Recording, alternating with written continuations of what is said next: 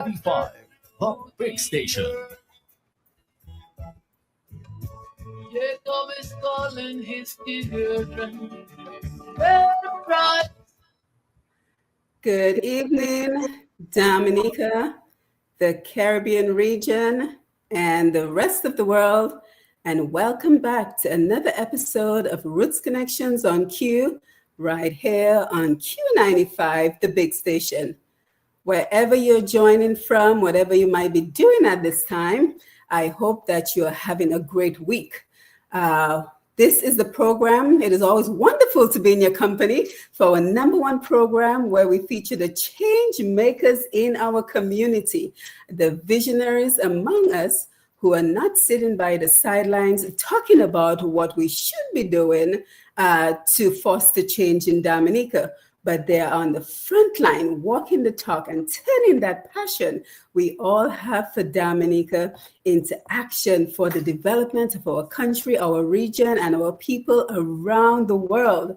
We continue to witness how quickly the world around us is changing. So here on Roots Connections, we are committed to engaging with our visionaries as we explore topics such as the changes we should be concerned about, the changes we should be taking advantage of, and what changes we need to make in order to move our Caribbean people and our region forward. And I'm sure you will agree once we start talking about the program this evening that we will be talking about some much needed changes in the way we conduct business in Dominica. So again, welcome to episode number 101 of Roots Connections on Q. I am your host, Dr. Simone Matthew. And as always, we have another packed program for you as we continue to focus on opportunities to positively impact our island, our region, and our worldwide diaspora, especially as it relates to the sustainable development of our beautiful island. So this evening, we are very grateful to be joined by, I think Kathy is coming in a little while, but for now we have Mrs. Terry Henry Lovell as well as Mr. Lester Guy, two folks that we know pretty well because they always make the sacrifice to come on these programs to educate us. And today we are looking at a growing concern in Dominica, a concern which is at the core of the success of our businesses in Dominica and the prospects for economic development. And that is, why are so many of our local businesses focused on walking in a spirit of scarcity rather than a spirit of abundance? And I will explain a little bit more as we delve into the program. So we're exploring competition versus collaboration. You know, as we celebrate the fortitude of our cultural heritage this month, and we see all the cultural activities in Dominica, we have to ask the question, how can we build and sustain our businesses through the power of community? But before we get started, I always like to start with a reminder to pray for our country, Dominica, and the many challenges that we face. We continue to pray for the safety and for an incident-free for Creole season for the rest of this month. And as always, we are grateful to you, our worldwide audience. We look forward to your contribution to the discussion, whether you call via the phone lines or you join us on Facebook and YouTube on Q95 FM radio and Push Past 10 on Facebook or on YouTube at Q95 FM radio. So when you do so, don't forget to share the live and click the notification button to find out whenever we go live. Lambi, it is always great to see you. Nice to have you facilitating the calls later, showing. Thank you, as always, for keeping us connected, Mr. G and the rest of the Q95 family. Thank you for all that you do for Dominica. So let's go ahead and give a warm Roots Connections welcome to our guests, and we thank them again for taking time out of their busy schedules to be here. So we will ask them to unmute their mics and just give a brief introduction. Just let us know who they are, where they're from, and this being Roots Connections, what is your connections to Dominica? And while you do so, I will go ahead and share the live to everyone who's waiting for the link. Let me just add Kathy to the stage. 1 second. Kathy, I'm just going to mute you because we've started already. Thanks for being here. So Terry, let's go ahead and start with you. Let's see. Let's unmute. Make sure Yes. Terry's Hi, on. good evening. Hi, Terry.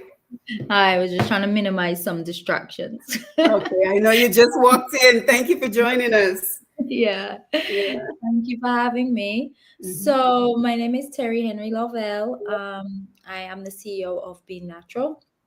We make natural wellness products with resources from the beehive, currently beeswax, propolis, and honey. I make a full range of natural wellness products that are used locally, sold locally in many pharmacies, supermarkets, in our top hotels, and exported regionally to a number of islands. And we're really interested in developing the whole apiculture sector and growing the connections between all different sectors, from manufacturing to wellness, health, agriculture, education. We do a lot of educational bee tours. So really just merging and overlapping and collaborating between different sectors for our personal business growth and growth of national development. Thank Mhm. Yes, thank you. And Lester, over to you.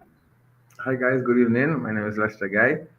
I have psychologist and I'm also the founder of GL Psycho Support Services, where we focus on the psychosocial determinants of health for young persons, especially psychological and mental health. Presently, I am in the seat of the lead counselor at the social service department, and I coming for wealth of experience for the past 15 years. I've been doing psychological and mental health support with persons all around Dominica and the region. It's quite a pleasure to be with you guys this evening to share my thoughts. I'm also open for learning. I'm always open for learning. I'm very down to earth. If most people who know me would know that I'm very down to earth and direct. But my passion is people. Forever people has not changed, the good, the bad, the ugly. I'm passionate about people and they becoming the best versions of themselves. So it's quite a privilege to be on this program. I know that some time ago, while Kathy, when I just came back from studying, Kathy was actually trying to do something similar to that, and she had invited me on. And I think I still remember it, how impactful it was, and how we can change the lives of the Caribbean people, on a whole, knowing that we really need those type of discussions um, to help persons who, realize their true potential and what we have, the resources that we have among ourselves, and we can make our region so much better than it is. So it's good to be on the show. Mhm. Yes, thank you for that. And we are also joined by my co-producer and co-host this evening, Miss Kathy Robinson Sellen. So before she joins in, I think you remember a couple of shows ago, we talked about that Kathy will be joining us to add her skills and expertise to our program, because that's what we do. We build relationships and we open doors and we bring in other people so that we can do even more. So I want to say a very special thank you and hats off to Kathy this evening, because she produced this program entirely. Imagine my joy. I didn't have to produce the program. So I really want to thank her for being the executive producer on this program. We came up with the topic together, and then she simply ran and did everything. She contacted Lester, she contacted Terry. So thank you, Kathy, for bringing your expertise to the table. So let's just have you introduce yourself. And again, thank you for the value that you're adding to Roots Connections. I think you're muted. Me. Yes, There we go.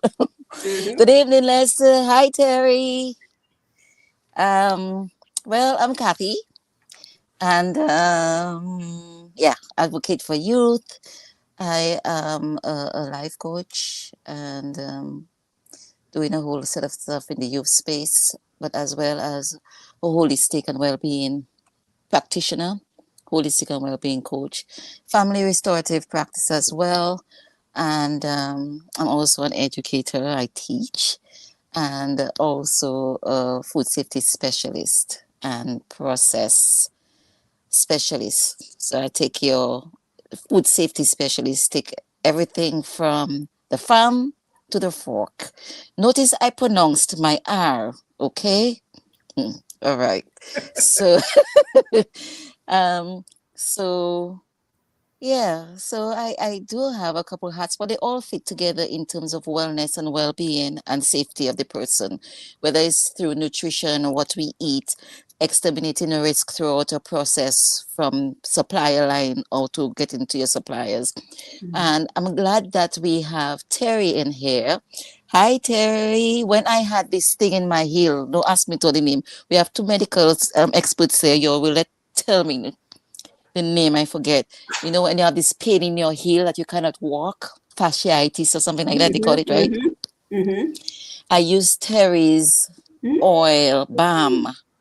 Oh my God. I give all credit to my healing, no pun intended, because of that balm. And Terry, your products are amazing. You've come a very, very long way. I know you heard it a lot, but I'm so proud of you. I'm proud to know you. So, and thank you so much, Lester, for accepting. I know this week is busy for both of you. Terry, Yeah. probably in the park this week with your products as we're celebrating our 47 years of being a big girl, standing our own. You know, we have our bumps and everything. And as Lester mentioned, yes, when I came back and I opened my spa, Lester was my expert in counseling while I did the life coaching aspect of it. So we had a great team. And then there was Hurricane Maria. However, the experience of collaborating and having that level of framework, I'm glad I was able to put in that model and hope that it could be a model that others can use in elevating their business. And I have to say, I did see something because Terry, what really prompted me in must having you on here, your post for helping out Judy when she was on vacation with her products. I mean, this is so selfless and so giving. And it brings a level of pride. You know, it really exemplifies what pride is in culture, what pride is in helping each other. I don't want to seem feminist, but it's what we talk about, helping each other, straighten each other's crown out. And so let me give you a big hoorah for that. And as well to Lester, you've come a very long way from when you just came back. Congrats on opening your own business. Congrats on where you're at in providing these services to our population. And you also shared something with somebody else to contact me, and all that is in light of collaboration. So thank you very much for that as well. So that was Yeah. a long intro, but Right. thank you as well for talking with regards to collaboration versus competition. This was a topic very close to my heart, and when Simone and I were talking about it, she felt the same way too. So this was Yeah, because it is a hindrance, and so we have a lot to discuss on this topic. So I want to thank all three of you for being here and for your introductions. So again, if you joined us late, we are looking at exploring a topic that is very important to the success of Dominica. Why are so many businesses stuck on thinking that resources and opportunities are scarce in Dominica rather than abundant? So we have a lot to unpack on this program. And so we're going to jump right into the conversation, and we're going to begin. I will read the bios of our two guests so we can get to know them just a little bit better before we begin the conversation. So we will start with you, Terry. Terry Henry Lovell is the CEO of Be Natural, an award-winning Dominican brand. So proud to say that, Terry. An award-winning Dominica brand creating premium personal care products from the beehive. Be Natural transforms beeswax, honey, and propolis into natural deodorants, lip balms, body butters, try to say that 5 times fast, face lotions, immune boosters, and more. These wellness products are sold locally across the Caribbean.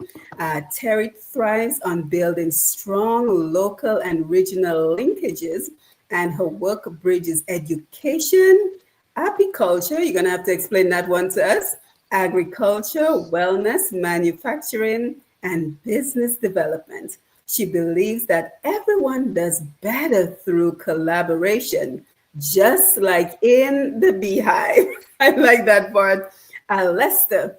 Lester Melvin Guy holds an MSc in health psychology and bachelor with honors in general psychology with clinical psychology focus. Lester was the HIV program unit coordinator for the past 8 years and was a coordinator of the Gender Affairs Unit. 15 years of experience leading support to individuals with mental health and psychological health issues. He is the founder of GL Psycho Support Services. He conducts training on stress, conflict resolution, motivation, and any health-related areas. He also facilitates grassroots programs geared to positive talk with young persons. His passion is people. He has a down-to-earth personality and is easy to connect with. He simply wants to see persons be the best version of themselves. His personal motto is education is information converted into action. So Terry and Lester, again, thank you for being here. Did I miss anything you would like to add to your bios? No, I think that was a good intro. That was a good intro. Thank you. So we're going to jump right into the discussion, and we're going to talk about, because we can already tell that along the way you've had to collaborate and find ways to innovate. So kind of just walk us through your business process, how your business started, the different phases you went through your business, because I think from explaining that information, we will already get to see how you were able to collaborate and how you possibly were able to use competition to propel the direction in which you went. So Terry, let's start with you. Tell us how your business got started and the different phases you went through and the role of collaboration and competition in what you do. Okay, well, all right. So my business started my current business, Be Natural, I should say, started in 2018. Before that, I was working in various wellness fields. I'm a massage therapist, a nature guide, and I organized wellness events. Was very much involved in the the natural health and wellness space.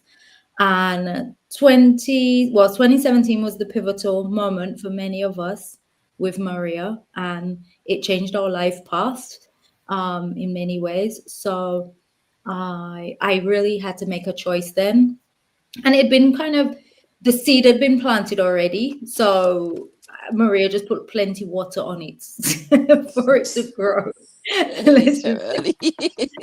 Yeah. And I decided to move into a product-based business rather than a service-based business. So I've kind of come full circle now because I do products and services again. So it just started as a little idea of making a few natural products in the midst of recovering from the devastation of Maria, of realizing there was no just back to normal the next day or the next year. So just figuring something else out. And I kind of stumbled into bees. I credit a lot of what I've done over the years to just divine inspiration.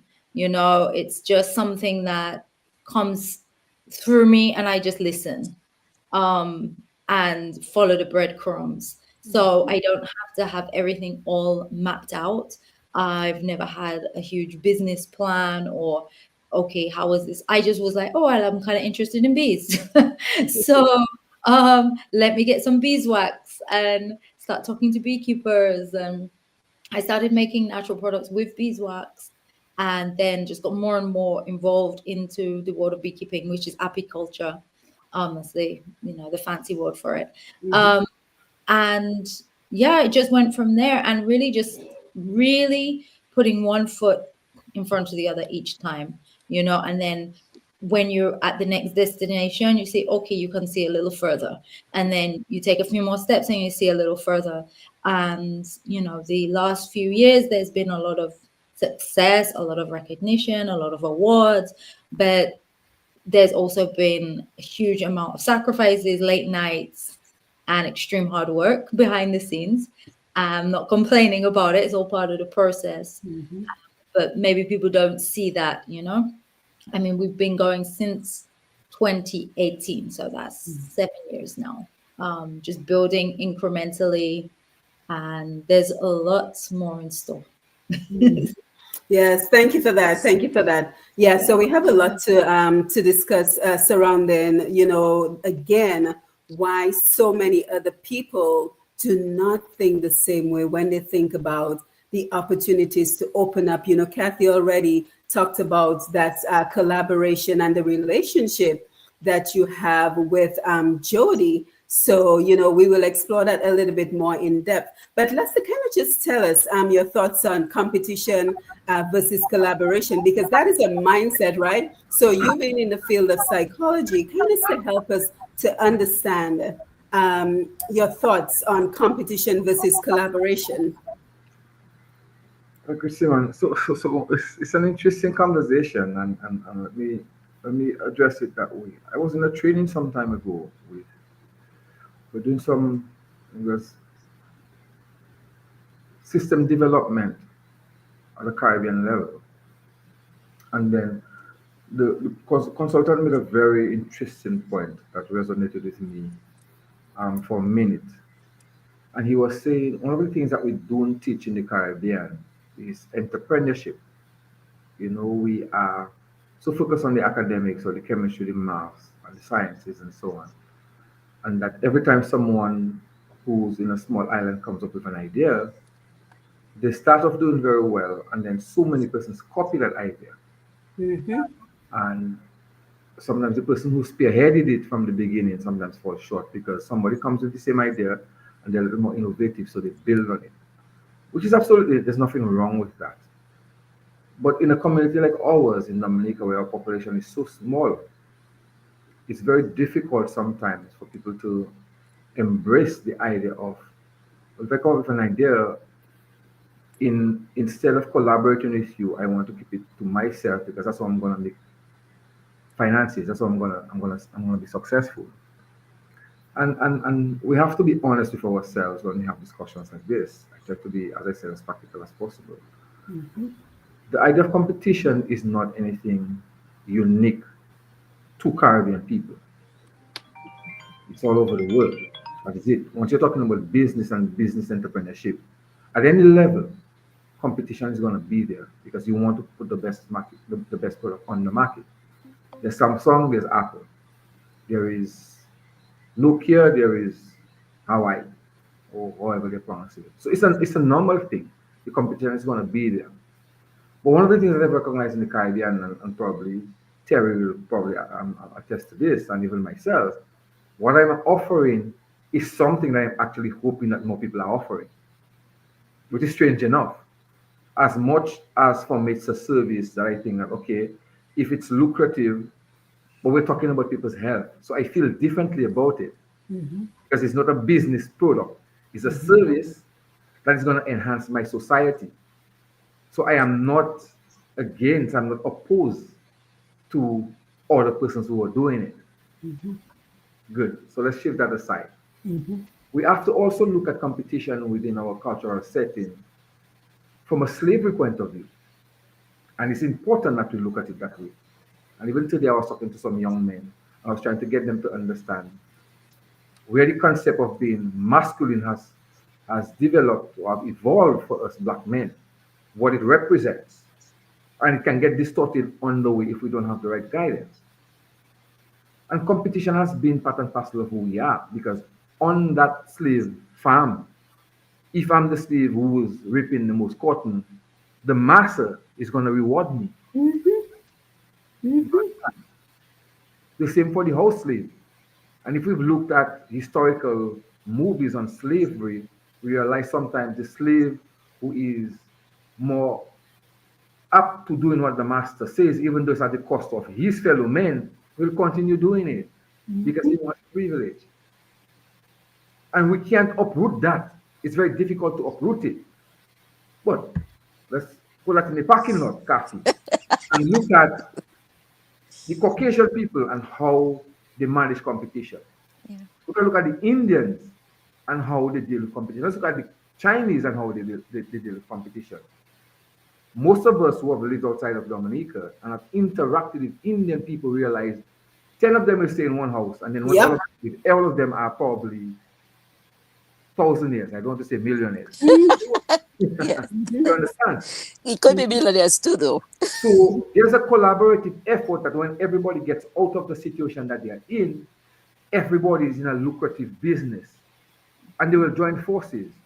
But for some strange reason, it's very difficult for us black people to do that because we have been socialized and culturalized, if that's even a word, as to we're supposed to be crabbing the barrel and to rise above the rest. And I have a very personal experience I can share. A very Yes. good friend of mine who we are extremely close. And sometimes I wonder, the person is trying certain things and say, but why not just rope me in and see how I can bring a level of resources to you that we both can grow together. And I say that to my friends all the time. I'm having a discussion with a friend of mine recently. I'm telling, if you're making $5,000 or $10,000 at the end of the month, and I am making 10,000 also, isn't it better that when we're hanging out, we decide to take a trip together? It's going to be so much fun for the both of us because both of us are making money. But if you're holding on to it, for you to lord over the fact that you can have a car which is costing $70,000 and I have to buy one that's $20,000, not to none of our benefit. But we are cultured like that.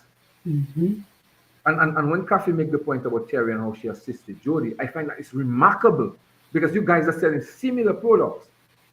But it's not about you, it's about selling your country and the products that your country have. And that can accentuate the reach of Dominica. And here's an important point. Again, I just want to kind of make sure that I make it as practical for the listening public as possible. I remember there was this kiss on bouillon music and who had started it in Dominica. I don't know if you guys remember that. And these are the things. Why can't we say collaboratively we did it together? Let's all benefit from it. Because everybody wants to be the first in everything. But this is also innate. That is very innate. And it's until we realize that we have to regulate our actions among the people who are close to us and are within the same field with us, we recognize that if we are doing it together, it will be a lot more beneficial for all of us.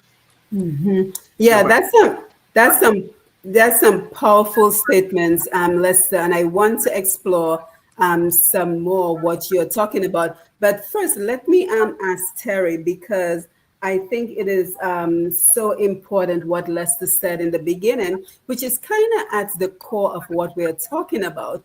Why do you get the sense that a lot of people in Dominica feel that if I try to collaborate with this person, they will steal my idea? Has it happened to you? Is it not something that you're concerned about, especially when with the relationship with you and Jody? Why is that not a factor for you? But yes, it's a factor for everybody else. So the whole discussion surrounding if I collaborate with you, you will steal my ideas is a real issue in Dominica. So what are your thoughts on that? Okay. All right. So there's a lot in that, right?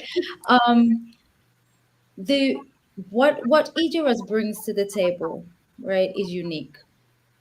I'm walking my path. There's plenty other people walking their path. So the idea of copying something, you're really copying something on a very superficial level. you cannot copy my thought processes. You cannot copy my history. You cannot copy everything that brought me to this point and this awareness that I have that makes me able to make a product. So if you want to go and look at my label and try to bring, put something together that's a similar product and bring out that, you know, you may be copying something, but you can't copy the essence of me, and I can't copy the essence of anyone else, right? So I think that knowing that, it kind of frees you to be more collaborative because you know who you are and you know where you stand. Um, Also, I've been involved in the wellness sector for a long time, and there's a great spirit of collaboration within that sector because, like Lester said, we're all really wanting the best for our people. We want them to have access to healthy foods, healthy products, healthy services. So the more we can collaborate, it's for a bigger vision. It's not just about our own business. And we know that our own business will thrive if we collaborate more with others. Um, there's also the idea of really having that, again, it comes back to that uniqueness of having your niche. Um, not being so general, right? Because there's, and we can maybe start general, but then I think we really have to figure out what is our niche that we're looking at. So even though like Jody and I, Miss Sana from Nature Search, Lana from Eclat Nova Luxuries, we may offer similar products, but we each have a niche. We each have a focus, and they overlap. And I will gladly send people to any of them when I don't have something that can meet the customer needs. I mean, I'm in TV Large right now, and a customer came and I have a bug balm, right? I have an insect repellent balm. And she's like, yeah, but I really wanted like a spray. And, I could have stayed there and convinced her, like, okay, but this is really great. And I'm like, you know what, bumping soaps down there across the road, I think you have a spray because that's what she wants, right? And so I'm helping her. And, maybe she wouldn't, maybe she'll say, I send her, maybe she won't. I really also believe that everything that you put out comes around. What goes around comes around. And having a generosity of your spirit, having a generosity of sharing, it comes back to you. It just does. Like you mention somebody's name in a room, eventually someone's going to mention your name in a room, and you get a link, you get a connection, and things work out. I mean, just labeling Jody's products, that was no big deal, like, I just did it, and then I just decided to make a little reel out of it because Jody's amazing at social media, and I felt like, oh, I should be proud that I actually made a video of it. When I was offered to do the room amenities for Secret Bay, and they asked me to produce shampoo, conditioner, and lotions, right? And I'm like, yeah, I could force myself to figure out, how to make shampoo and conditioner. But like Jody does that already. That's her jam. So I collabed with her and I brought her into that. And so now we both make products for Secret Bay. And then we were together on a Caribbean cruise, and she had somebody from St. Lucia she connected me with. So now I have outlet, a connection in St. Lucia. So again, it's just what goes around comes around. Just be a good, generous, kind human being, and life, most of the time it flows a little better. Yeah, I couldn't have said it better. And I'm keeping everybody else's mics muted because we're getting a little bit of a feedback. That's why I muted the other two guests. But the reason, guys, I wanted to have this conversation in particular, and that's one of the reasons I'm happy that Lester is here so we can talk about mindset. Because I think it was last year, there was this heated, passionate conversation on Facebook. And folks were upset. Do you know what people were upset about? that somebody was making Dominica coconut cheese. This is a true story, guys. Someone was making Dominica coconut cheese in New Jersey, and somebody else started making Dominica coconut cheese in Texas. And people were outraged. They were flabbergasted. How dare that person, I know, Lester, I see your face. How dare that person in Texas make coconut cheese, because already somebody in New Jersey is making coconut cheese, and that person should stay out of the way and let only one person make them. And highly educated people were jumping in on the discussion and shredding the person in Houston to pieces, because you should not be making coconut cheese because somebody is already doing that. And I'm thinking to myself, are you kidding me? So what we are seeing here is that this is a mindset not only in Dominica, but this is a mindset that we're taking out of Dominica, and it's permeating wherever we go. And it's a hindrance. It is a hindrance to our success as Dominicans when we think that, and this is just an example, right? When we think that only one person should make coconut cheese in a country of millions of people, right? So that is one of the reasons I was so excited, because I've been wanting to do a program on that topic. So I was very excited when Kathy and I decided to take on this topic, because it is getting in the way. You know, we wish we had more Terrys and more Jodies on the ground who can see the value of collaboration. But I want to go back to what Lester was talking about slavery. But before we do, Kathy, let me have you chime in 5 minutes or less, Kathy. We know you could talk for the 2 hours. but tell us, because we always think of competition as a negative.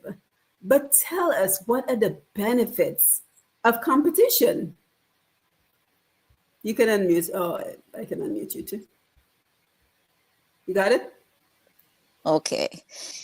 Competition is a healthy thing, and Terry mentioned it about, not Terry, Lester mentioned it when he spoke about being innovative. It brings innovation in, and combined with what Terry mentioned about niche building, if your product is differentiated, there's nothing to be afraid of. People cannot take away the authenticity of your thought process. They cannot take away the authenticity of your product. Okay, because as she said, everybody follows their own journey. And I couldn't have said it better. Oh, I love that, Terry. The essence of me. And you know I'm going to steal it. I'm very sorry. I wrote it down with 3 exclamation marks at the end.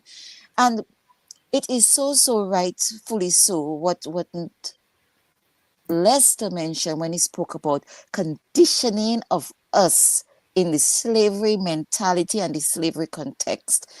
Bob Marley said, emancipate yourself from what? Mental slavery, which still, and we always talk about the crab in the black crab syndrome, but I do not think we take it seriously unless we're speaking about quote unquote first world countries, which also is a conditioning mindset that we are far down the hole. But we have to say, if I have to just shift a little bit, even in internet and stuff, we in Dominica were far eons ahead of the American populace when it comes to internet. But anyway, that's just a bad thing in terms of our mentality when it comes to how we can progress and where we can be. Even we look at our consulting industry, we always think somebody from outside can do it better than somebody within our space. I was the only certified food safety specialist and HACCP specialist in Dominica. And I was insulted when someone who pulled stuff off the internet to do she was recruited to do a HACCP training in the Caribbean, in the Kalinago territory, and tried to recruit me. And I had to turn her down because I am not going to pursue money. I'm a quality individual. And that is what I see in what Terry and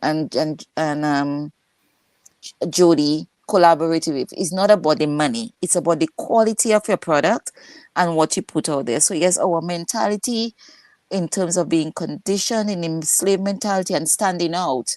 You spoke about standing out, Lester, and we see it in the academic arena still, where the children who excel in academic area get the awards.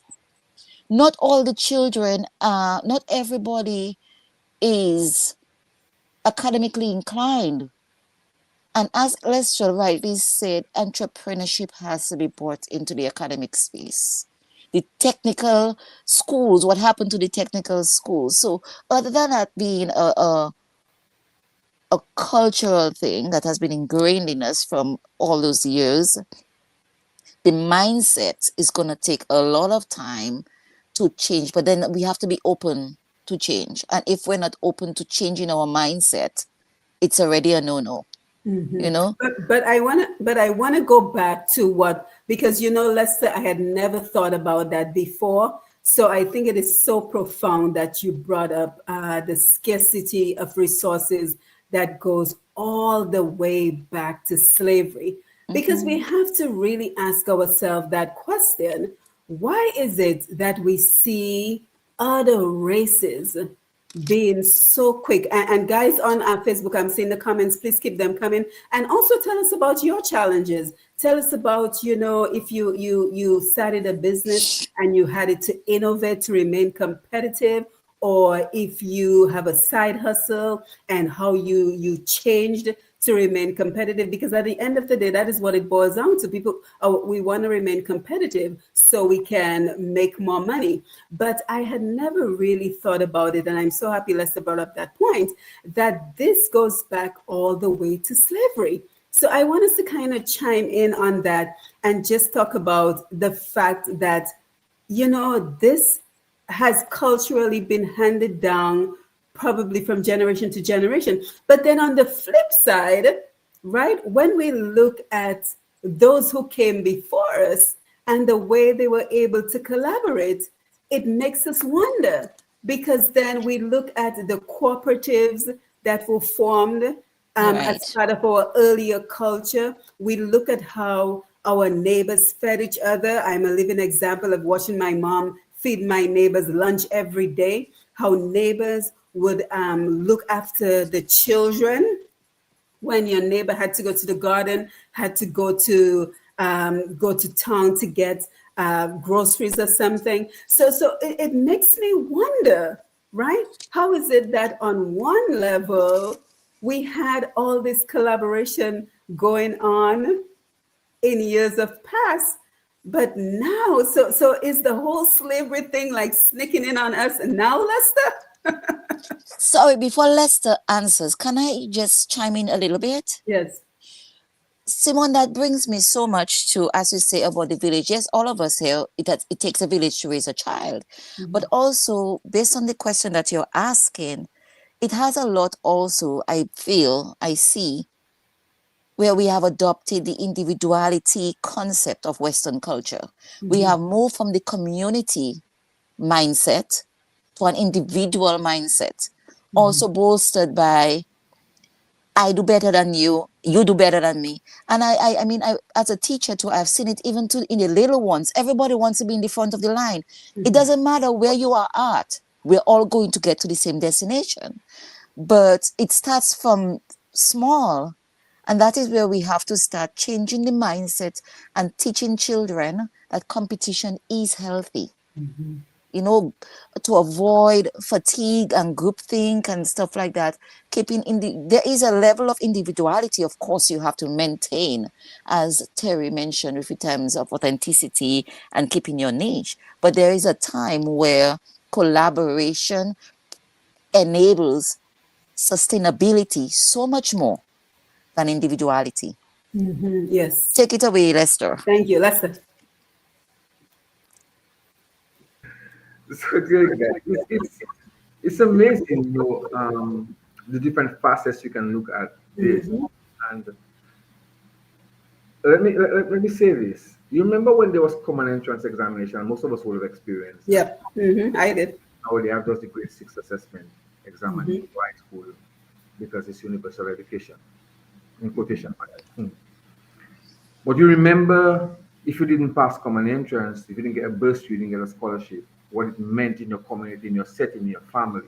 Yes. Remember, like inferiority versus industry Right. system that we had. But guess what? This is an old psychological concept from Eric Erikson of Mm-hmm. psycho-emotional development. So Right. it's a normal thing that once you're growing up, even us parents, my child spoke at 11 months. Oh, no, no, my child spoke at 8 months.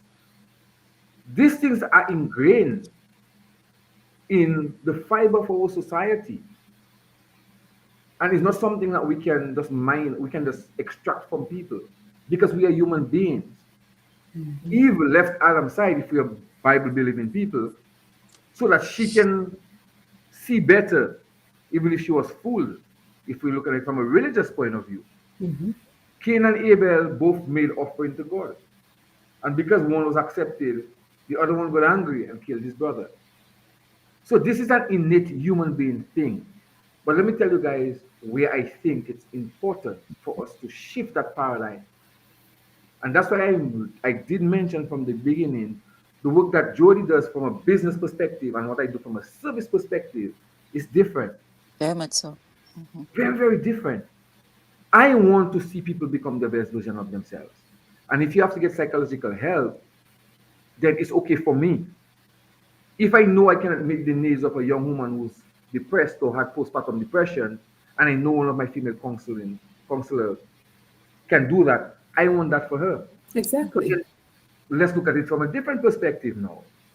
If Jody and Terry is doing something similar, and she's saying, "Yo, I have clients in Dominica, St. Vincent, Barbados," and Jody is getting into that niche, and I'm like, "Wow, that's gonna cut my dollars that I'm making."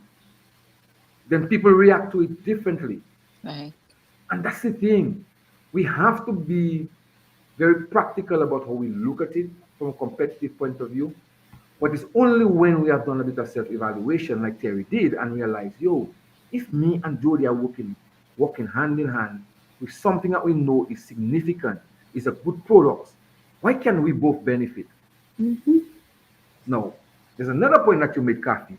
We talk about our children being brought up in a society where everybody looks at them. That wasn't competition. Because you see, the thing is, my mom needed the neighbor to look at me sometime because the neighbor needed my mom to look at the children sometime. Exactly. So it wasn't a competition. It was just giving you a helping hand. But if my mom decides she's making the coconut cheese and the tablet and she's making money, and the neighbor decides to do the same thing, I can assure you, almost 90%, Terry, that the neighbor, we must start fesa, if you cafe at Chelma. Ice pop, typical stuff. If the lady next door is making ice pop, you will find, okay, more children are going to buy, so it's something that's going to cut my finances. There's going to be a level of conflict. It's just a normal thing. But let's say one says, make ice pop, I'll make icicles. Or I'll make Virgin Joyce, if you guys remember what Virgin Joyce was. You remember what Virgin Joyce Yep, was? of course. Then Frozen joys. that the children are going to decide on Sundays, this is what I want. On some days, it's ice cream I want. So I'm going to go to Miss John and sometimes I'm going to go to Miss James. But we were not thinking like that. So with the care of the children, it's totally different because it's a need that you have, that I will need you sometime because I'm going to make some extra money. But with the selling of the product, so we also have to make a comparative analysis between services and products. And that's where sometimes we allow the lines to get crossed and say, but why is there so much competition? I will tell you, for example, the incident that you used with the girl in Texas and the one in Texas and the one in New Jersey.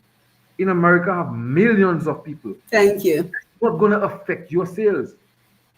But guess what? If you walk in town right now, the amount of horses you see selling juice around the thing, somebody's going to have a problem. I started that idea, and right now, their bosses, about 10 of them around town.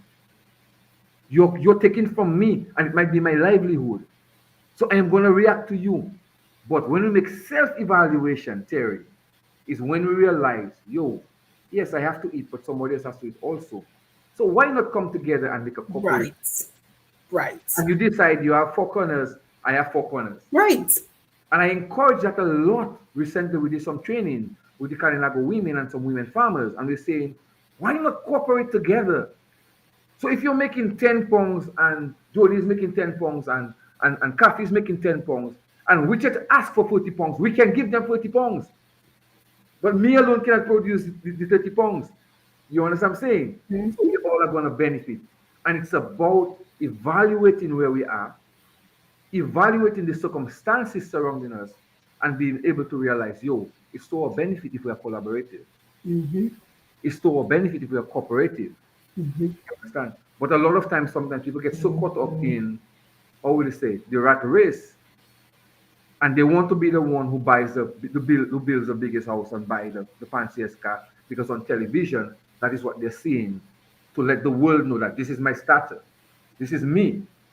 We lose track of how beneficial it can be in the long run for us, because we are very short-sighted.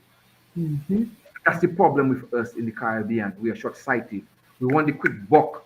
We don't see building a foundation that is sustainable, and that would come of a lot. Sustainability. We don't know how to sustain the things that we have, because we are so quick to make the fast buck that we water it down and we lose it. And it happens so much when people start businesses and the food is great. The food is great. The food is good. You want to go back there, Terry. And 6 months down the line, nobody wants to go there because, oh, the chicken used to taste so much better before. So we have to be very practical when you look at it. And that's my point on this, yeah? Yeah. Very, very powerful, Lester. Very, very. Oh, I think we have a phone call coming in. Let's go to the studio.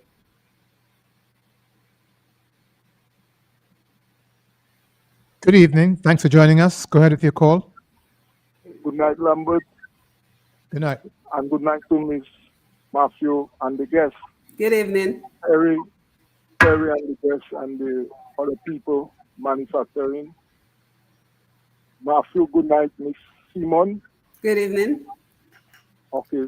I'm just very enlightened of your education and your panelists. And for something to resonate in us, I think we have to have more education. Constant. I think maybe your program is too far apart. And people are too driven away already. They're in the wilderness and it's hard to get them back. I just love to hear that brother talk, Terry. Because everything he's saying, like, it makes real sense. Because if you go back just 40 years ago, all what he's saying that was happening, the people used to make all the different things and in no grudge, who making ice pop, ice cream, and the neighbors was getting along well. It was a matter of our thinking now, today. And they live longer than us with less. Like in health-wise, they live longer. The grannies and them live 80, 90. They never die in the hospital. They die at the home. All grandchildren singing some song before they left this world. Bring a cup of water for them. Comb their hair, cut their nails on the dying bed. It was to make us better. The man right there, the gentleman from Marigot right there, I mean, we was neighbors, and I can tell you, I wouldn't expose his bringing up, but it's something else. His grandmother was a magician, I mean, and many other people in my community asked for the women. They was powerful. They make a lot of money, and I'm not talking about today, I'm telling you about in the 50s, in the 60s. You can't believe how these people was doing it. And what Terry saying is sure that I work with Judy products. I give her raw materials, like I make different products. So I just give a lot of raw materials like the powder, neem powder, cayenne products, hair miracle, hair growth, rosemary oil, because she do more the retail, I do more the wholesale, because I can't do all these things. And like what the brother is saying there, if we want to get somewhere, we have to come like the Chinese. That's what all the Chinese set up all those little shops in rows, and they don't cursing one another, they don't fighting with one another. And they make it as small as we think it, because they work smart. And they don't work with the grudge, and I really appreciate it. And it's today I was telling a business place, I want to call the name on the program in Roseau. They have 3 big medical supermarkets. We buy the raw materials from them, and I tell them, but by now, they're supposed to have an enterprise with those Dominica products. Just look at the amount of, in this Tivilas Creole, something like 100 and something or 200 local products displayed in a booth. You had NDF had something on Friday going on the roadside there, 100 and something people, and it still have more.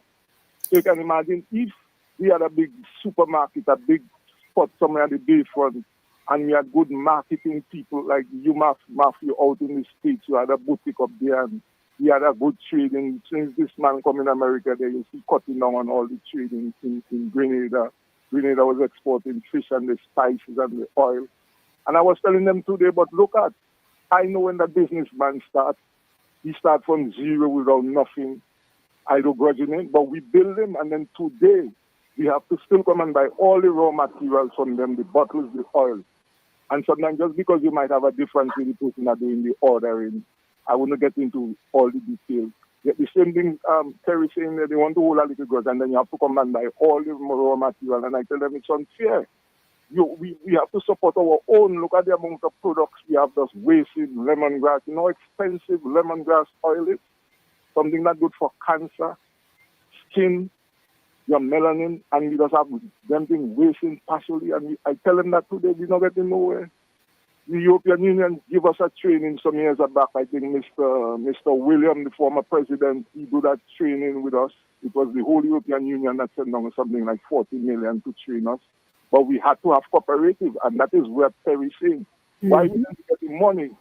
We wasn't that cooperative. They give us certain training to a certain distance. They give us a business plan certificate to say that we do the training, but it's ourselves. For us to get the cash, we had to have cooperative, and we never had that. And we lose out on that money, and we get the training, but then we still wasn't working together, and that is the problem with us. And today I'm glad to hear the Prime Minister say you're making a product, you're making what? Honey, and you have a booth at the Creole Villas. The Prime Minister have a booth boasting that he's making honey, and I don't have a problem with that. I would love to see his products next to Judy products, Hunter Calypsonian Hunter pepper sauce. I would love to see it. I make cayenne oil. If you go by Smart, you'll see the cayenne oil, the ginger oil, garlic oil, nutmeg cream, cayenne cream, bitter melon cream. If you go by a stuff and you see some of those products there, rosemary oil, neem oil, I make some of them, but then it's our little marketplace to school. We don't have the population. But thank you so much, caller. You're making some really good points. Yes. Thank you for calling in and making such a valuable contribution. It's right around the time to give out the numbers, so let's just go ahead and get out the numbers. And then, guys, when we come back, we're going to talk about scarcity, the perception, because I think it is perceived that is scarcity. Because as we started talking about, if we consider using innovation, adopting technology, social media marketing, then that opens up a whole new world of opportunities for us as business people, for our side hustles, just in terms of gaining financial success. So we're going to look at scarcity. Is it perceived? Is it real? What are your thoughts on that? But Lambi, let's go ahead and give out the numbers, and then we will go over to Facebook for a couple of comments. Roots Connection and Q, taking your calls right now. The numbers are as follow: 449-3095, 449-3096, 449-3097, 616-4257. Those are local numbers. The overseas or international number, 305-432-9624. Let me run those numbers one more time. Local numbers, 449-3095, 449-3096, 449-3097, 616-4257. And the overseas or international number, 305-432-9624. Back to you, Simon. Yes, thank you for that. And again, if you joined us late, you're listening to Roots Connections on Q. And today we are exploring with so many Dominican businesses focused on walking in a spirit of scarcity rather than a spirit of abundance. How can we confront this issue head on to secure the success of our businesses, and we're happy to be joined by Terry from B Naturals, from Lester from GL Cycle Support Services, and our co-producer and co-host, Mrs. Kathy Robinson Sellen. So let's take some comments on Facebook, guys. Thank you for jumping on the Facebook and YouTube. We have Anthony Simon. Good evening to you, Anthony. Cal Kofi James, always wonderful to see you. Mighty and highly high greetings, Simone, Kathy, and the rest of the panel. Thank you. Sharon Dorival, that's a deep question. Businesses often operate in the spirit of scarcity due to a few reasons: limited resources, mindset, risk management, traditional business models, fear of loss. On the flip side, businesses walking in the spirit of abundance focus on growth, collaboration, and innovation, believing there's enough to go around. They often see more opportunities from partnerships. She continues, there can also be a lot of creative competition. And she says, to me, collaboration has propelled me. And then we have David Hector. Good evening to all. And he's locked in from, New Jersey. Yes. So is scarcity perceived, or is it a reality in Dominica? Terry, as a business owner, your thoughts? Okay. Yeah, I think sometimes the scarcity is real. Mm-hmm. There may be a certain resource that you're using that may be a scarce resource, like literally a scarce resource. I mean, I use propolis in my products. It's a scarce resource in the hive. It's difficult to get, and it's not abundant. It's not something that I can be just sharing around. Hey, yeah, sure, I can lend you this or whatever. But on the topic of competition, I mean, I love competition. I think that I'm very competitive. I'm very ambitious, but I don't see competition being there to the exclusion of collaboration. I think they both actually really work together. And the thing is that I'm most competing against myself, where I was. I don't ever want to look back a year or even 6 months and say I'm in the same place that I was, So I'm always kind of competing against myself, but then I don't do that in a vacuum. I do that in connection with other entrepreneurs who are also growing, who are also expanding. And I'm like, wow, they're doing that. So that just gives me the edge. It gives me the motivation. It gives me the encouragement to keep pushing myself forward. In terms of like the copycatting, it does happen, right?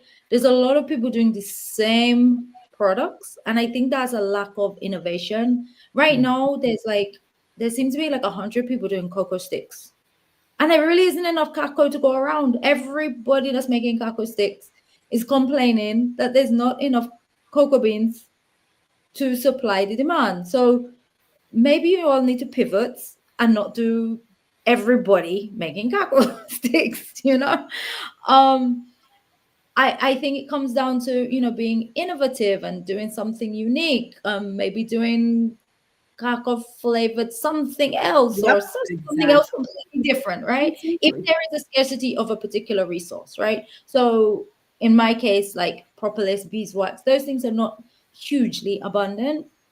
So I mean, yeah, I'm kind of in a position now where I would seek to protect certain resources I have that enable my business to thrive, right?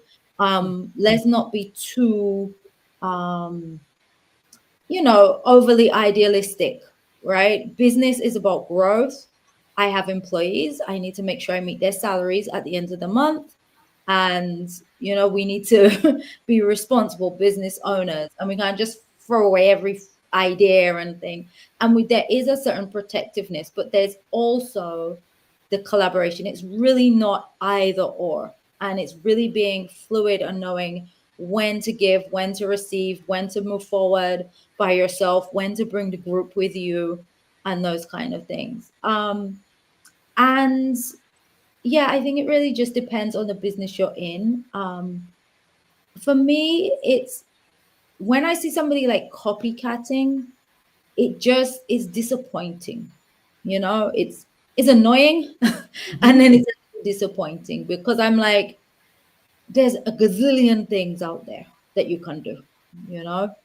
I mean, I don't even have enough time in the day to pursue the amount of ideas that come out of my head. So just spend some time, generate your own ideas.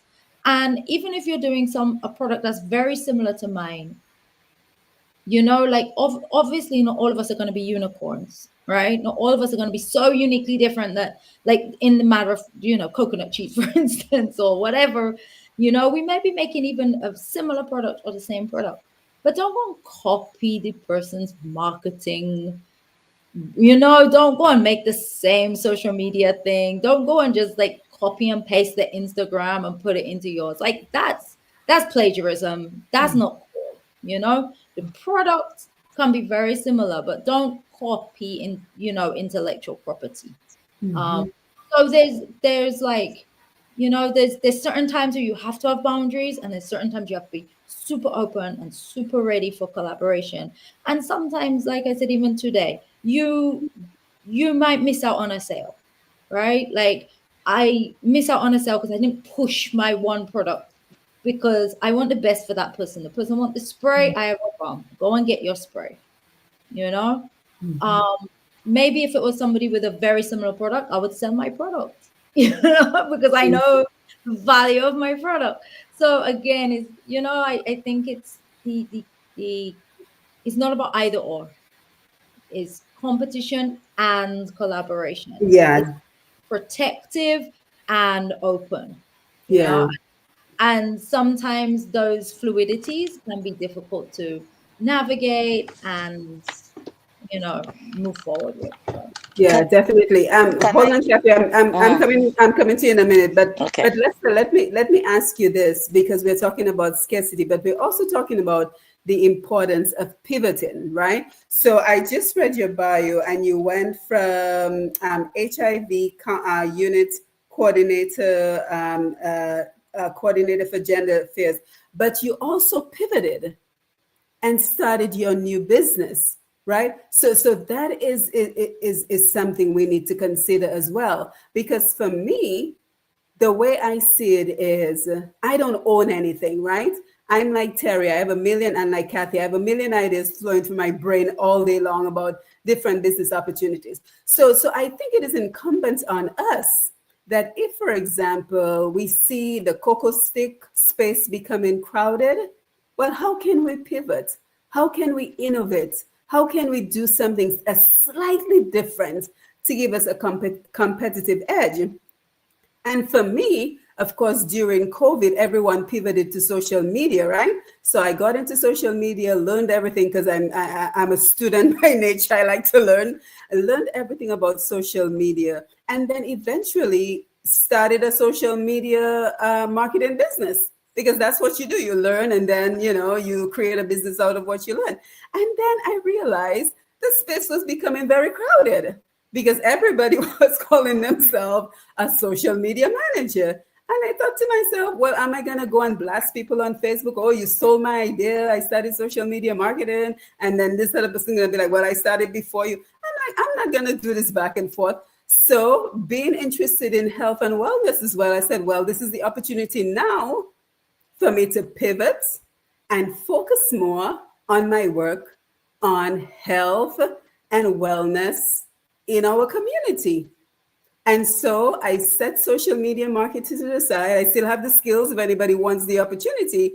But as of this month, I'm now the community outreach specialist for a nonprofit organization here in Georgia, because I changed my focus and I pivoted, because I wasn't going to get stuck on being upset and arguing over the fact that so many other people had learned the skill that is available for anybody to learn, right? So kind of talk to us, Lester, about, you know, that mindset that is required to go from one aspect of your career to the next aspect of your career, because we see so many times people get stuck. You know, we hear about people getting stuck in jobs in Dominica, and they're in their 80s and they're still holding on to that job. so kind of talk to us about that. And then Kathy, I want to come to you. You're muted, Lester. Really good. It's really good that you brought that up. And mine was a planned thing. It was well planned. It was Good. strategized. So I did nursing. I did a diploma in mental health nursing, and I fell in love with psychology. The first time that I had a lecture on psychology, I fell in love. I literally fell in love. So guess what? So I went out there, got a scholarship, went to do general psychology, and I came back to Dominica in 2010, and I'm like, okay, I really love clinical psychology. That's my passion. But how do I market myself where I can have something that's a little more extensive than just clinical or counseling psychology? And I'm here thinking it through. So I worked as a nurse, then I worked at the prison as a nurse and a counselor, and then I got employed at the HIV unit as a social worker without a social worker background. But because we don't have a lot of young people who are drawn towards social sciences, I got that opportunity. And guess what? I decided I wanted to do a degree, my second degree, and there were two marked things about it. I wanted to make sure that I did my second degree in a first world country because I'd done my first degree in Mexico, which is considered kind of a second world country. And I said, I'm going to do health psychology. I looked at the course content. And within that course content was the psychological aspects of health, the socio-behavioral aspects of health, the psychological and emotional aspects of health, health promotion, system development, right? And a bunch of other things like adherence, and so on. So when I saw the course content, I'm like, wow, if I go to do something like that, whenever I come back to Dominica or in the Caribbean at any given time, I have a multitude of skills that I've picked up that I don't have to limit myself, Kathy. You understand? So I decided I'm going to do this. There are other people who have been doing counseling psychology, who are doing clinical psychology viewing and so on. I'm like, no, I'm not going to do this. I want to be a little more extensive. So I come back to Dominica in 2016, and I'm like, okay, yes, I can continue working as a social worker. But guess what? The universe was kind enough for something to happen that I was offered to run the HIV program. So this had nothing directly related to psychology because I was already doing counseling at the HIV unit. I was still doing a bit of social work, because of the need, because we don't have people who are falling in this thing. And then when they asked me to go to gender, I'm like, okay, but this is my forte. So I can manage a program for you because I do a bit of program management and so on, strategic planning and so on. So I made myself so marketable that I wasn't limiting myself. So if I'm out there doing a training, I'm out there doing life skills, I'm out there doing mentorship, I'm out there doing coaching, it's because I planned it, Terry. It wasn't something I just did a pass on. It didn't just fall on me. I planned it. Because I realize in our society, we don't have the skilled persons to do most of those things. So why not make yourself multifaceted? And that's the thing. So the pivoting for me was well planned. Simon, it was planned because I saw the need of my community. I saw the grassroots programs I would like to get involved in. I see the self-empowerment programs I would like to get in, the self-enhancement programs I would like to get. But I also want to do a bit of clinical psychology also, so I hold on to that skill. And that's what makes me so versed. Because I'm a Mr. Guy, but anywhere somebody tells you to do something, you can do it, man. And that's just how I am. I will speak with children, I will speak with grown-ups, I'll speak at a minister's meeting, but I'll speak with the guys on the block. That's making yourself marketable. And I'm not even sure for the times that I've been at so many regional functions, and I've hardly actually knocked heads with another health psychologist. Hardly in the Caribbean. It's either counseling psychology or counseling or something like that. So it just made me who I am. And that's the thing, is the pivoting is sometimes you see the need. I saw the need beforehand. And even today I was saying of a friend of mine, as much as everybody wants to go to the bigger country, I'm like, yo, I want to make an impact on a level. I want to leave a legacy, Kathy. So I wasn't quick to want to run and leave and go. You understand? Because I want to leave a legacy. I see the needs of my people. So that's the thing about it. Simon, you're muted. Realize I muted myself. Yeah, that is powerful because those are a lot of things that we do not think of, right? So many, and I'm speaking now of the younger people. Many young people do not think in terms of how can I make myself marketable? Because, and I think you mentioned it before, we're just so short-sighted that what we see is we need $1 today, right? So what is going to be the fastest way to earn $1? And many times, unfortunately, that is what Terry was talking about, copy and paste, stealing somebody's idea. But I like how she said, you cannot steal the essence of who I am. That is so powerful. And a lot of people need to understand that better. But how are we making ourselves marketable? And then the important thing as well is how are we converting our skills? So you take one skill set, like Terry was talking about, being in the wellness space for many years before she started her products. And what are the skill sets Terry now took from that wellness industry to create her own business? So when we come back from Kathy and Terry, I want you to help us with that question. Kathy, go ahead. Oh, this is so full, so much to talk about. We need a part two. I I'm know, just letting you right? guys know this has to be a continuing conversation. Maybe Definitely. sometime early next year because there's so much more to talk about, and There'll it's always so be. important. Yes. So I'm gonna go a couple years back. When I worked at the Bureau of Standards with Dr. John, one of the things that was I had a certain portfolio, and one of the committees I was responsible for as a technical officer for the committee for manufacturers. And we put together APAD, which was the Producers Association. I like the idea about the cooperatives because that is what we were advocating. It also brings down the cost of production. How many people in Dominica make bottles, for example, need bottles for their product, for example? Everybody wants to order their own little shipment of product of bottles, which sends the price up phenomenally. The labor cost already is phenomenal, and not only the labor cost is phenomenal, the employees, I am not no bad thing, but the quality of customer service and the effort in which they put their work and the pride sometimes now is not.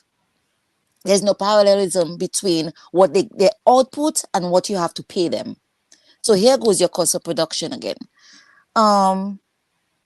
So that's what I wanted to remembering our purpose and our why for our businesses will also set you apart, to allowing for transparency, for collaboration. Okay. I'm going to speak to what we're talking about in terms of pivoting and copycatting. A lot of people I'm going to say may feel driven because there's a lot of talk about being an entrepreneur, but they're not innovative. How do we set them apart? Coming back to the point about teaching entrepreneurship in schools from a very young age. The little children I remember my brother and my brother was very, very innovative from small, selling his ice pops, and everywhere we go, he had something to sell. Okay, that's why he could retire at 50. And but how do we help people identify those skills? That's one of the things that comes into career coaching. Giving personality assessments. I believe in my motto for my life is creating the life that you want to live, enjoying the life you live and living the life you enjoy. How do you create your life? By knowing what brings you joy, knowing your natural talents, and now maximizing on that. And that's how we can move away from being copycats, because everybody has something, as Lester, I love that word, innate in them that they can bring out. Okay, so career coaching, identify, and from small, we tell our children that is not what you have to do. That is not, you need to be this. No, I told my children, even if you want to be a sanitary engineer, We all know what that means. A nice for being a garbage truck person. But if you are doing that and that brings you joy, then you go out there and be the best sanitary engineer that you can be. And that is the lesson we have to look at and observe our children and the children in the school, see their gifts, and know we encourage that. Help them to create a little side business. In one of my courses last year, I taught when I was teaching social and emotional learning, and the children in grade 7 gave them a challenge to create a product or a service from start to end in terms of delivering. Teach them how to use Canva. Teach them how to do their to market. And some children actually came out with actual business plans. They had to create their business plan. They could collaborate or they could be individual. And they had to put on a business expo at the end of it. Oh my God, let me tell you. This was grade 6 children. We like to tell children, oh, that's not what for you. Observe children and see what brings them joy and do not press them. And that is where it starts in terms of identifying where they can divert and where they can pivot instead of being copycats, and so product versus services, there are a lot of things that we can do in terms of creating strategic alliances and as well as I had the name, Lester said it. Anyway, it will be till I come back. It will come back. But creating strategic alliances is very, very, very, very important. When we talk about scarcity of resources, the collaboration, as we mentioned, in terms of coming together, bring down a whole container load of bottles, do it under a corporation, you get discounts. The things are there, use them. Bring down, teach our staff to be productive and what productive means, and to have them. One of the main things we do not teach there's a scarcity of employers allowing their employees to have buy-in into the company. This is my business. If it fails, I lose. But we have a mindset too in our Caribbean, whether it's a Caribbean or whether it's Dominica. I don't want to put it to Dominica. It could also be a Black mentality that this is not my business. I don't want them. But if you don't get paid, your child doesn't get food. If you don't get paid, your child is not going to have that privilege of extracurricular activities. I want to share a thing. I'm right now. I'm at the age where you want to hit me for what I say, and that's fine. I'm 52. That's okay. When I had that business, my spa getaway holistic space, okay. One of the things I had it while I was working as a technical officer at DDA, and I was paying from my salary 2 young ladies I had employed at my space. They wanted this time off. They had family issues. I allowed them. And one of the things I learned is when we are service oriented, Lester, we tend to forget that we have bills to pay because we feel sorry for people. And do you know, the 2 months that they were in my business, I did not get one customer, but I had to give them over half my salary. And let me tell you, before the end of the week, they would be at my workplace to get their money. And then I would surprise them and their legs all up on my desk eating. So the times when I surprised, then that doesn't give, I had to leave the job and go in my business myself. It was fulfilling, even though I had to sacrifice the money, but it was really fulfilling. And in that 1 month before Hurricane Maria came and took everything away, let me tell you, I have no regrets. No regrets. People came into that business. So when you're there selling your stuff, your authenticity, and especially when you're in industry where you're breaking down mindsets, because I was in the space of yoga and meditation and life coaching. There is such a stigma to coaching that you cannot sell. That's why they say you are the best brand of your business. Nobody can sell your business for you as you.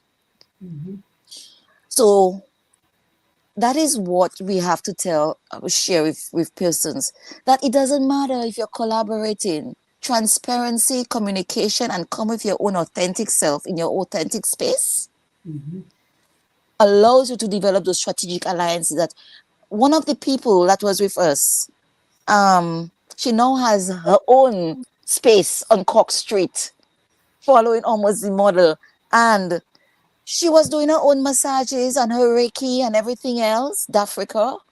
She was part of our team, but there was no threat to her producing these services within the space and having her own private customers.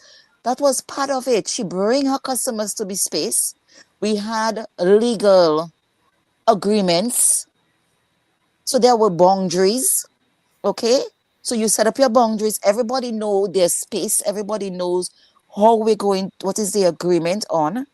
And you move from there. Everybody gets part of it. So it's Yeah. about teaching from Yep. small. You give a man a fish, You or feed you him for teach a him to day. fish. Right. Yeah, definitely. But because this is a very important conversation, because one of the things that we talk a lot about is we look at, the successes of our young women in Dominica, the Terrys of the world, the Jodies of the world, and we're so proud of them.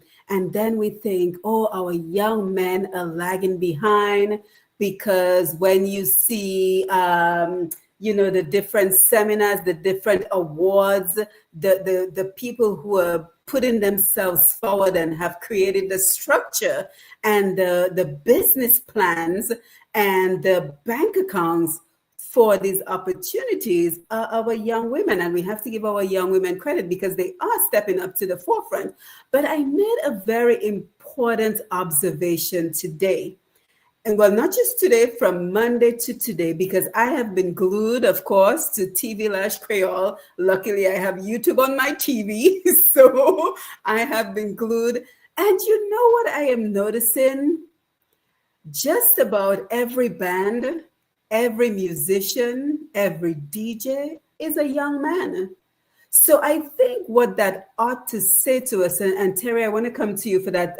Not Terry, Lester, and Terry, I have to come back to you for the transferable skills. So what that is saying to me, Lester, and we had this conversation before on our young men being in crisis. What that says to me is that we as a society, we're not paying attention. We are not paying attention. We keep celebrating our young women, and rightfully so. And we keep recognizing them for doing an excellent job, and rightly so. But we are not looking at T Village Creole from Monday, Tuesday, Wednesday. I promise you, tomorrow and Friday is going to be the same. Because again, we don't see music as a real business opportunity. We see it as something you can do on the side, but that's not a career, that's not a job. So Lester, your thoughts on talking about pivoting. Why aren't we paying more attention to what our young men are showing us are their areas of interest, so that they too can get a piece of the pie of success? Wow.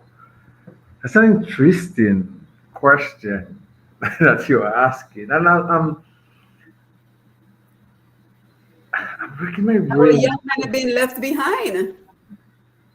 It's an interesting concept that myself I'm trying to kind of put my finger on. And I'm going to give you just a little bit of practical experience.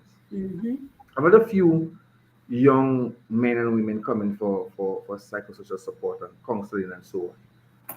And there's a marked pattern that I realized. The young women are saying, I have a small business and I am in the hustle, but my boyfriend or my significant other is not meeting me at that level. So the young girls have the hair doing stuff, the nail stuff, the pedicures, the manicures, the sewing, the so on and so forth. And they're saying, he's no longer as mature. I feel like I'm outgrowing him. And you get young women saying that. And the young men are saying, well, I didn't finish college. Is the little hustle on the street I have, and so on. I think you see where I'm going with this. Mm-hmm. Let's look at it. Most of the rental companies in Dominica, outside of the big ones, the Avises and the Courtesy and so on, are young men Mm-hmm. have rental companies. Mm-hmm. Yeah. Most of the spas, the pedicures, the manicures, the hair salons, and so on, are young women doing them.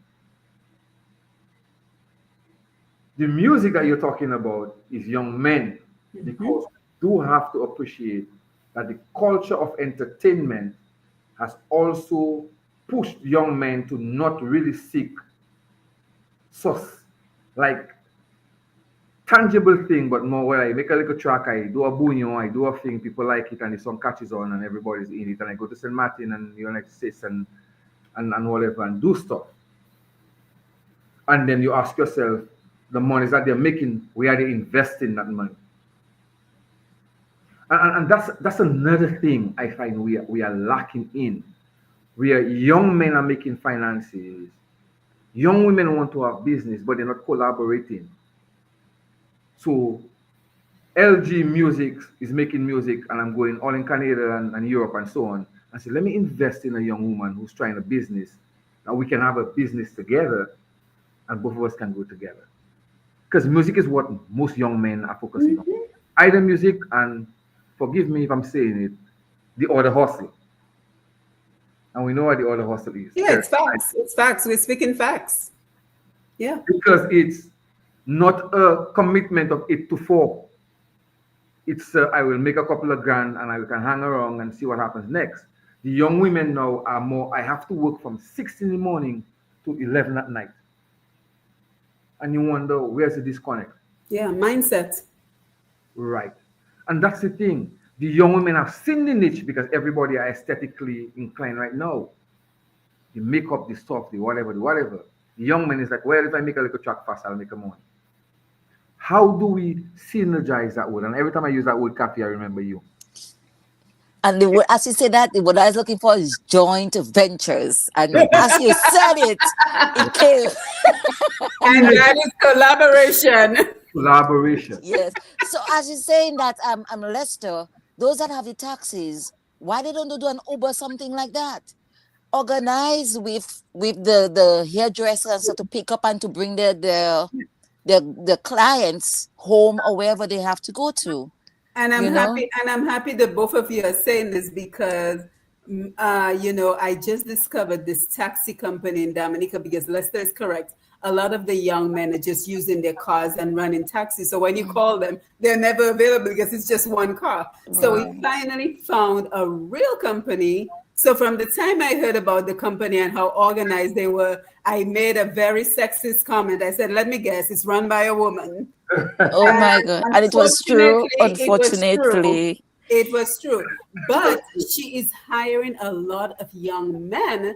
And so we're going to bring her on the program. Of course, this is a very busy time for her.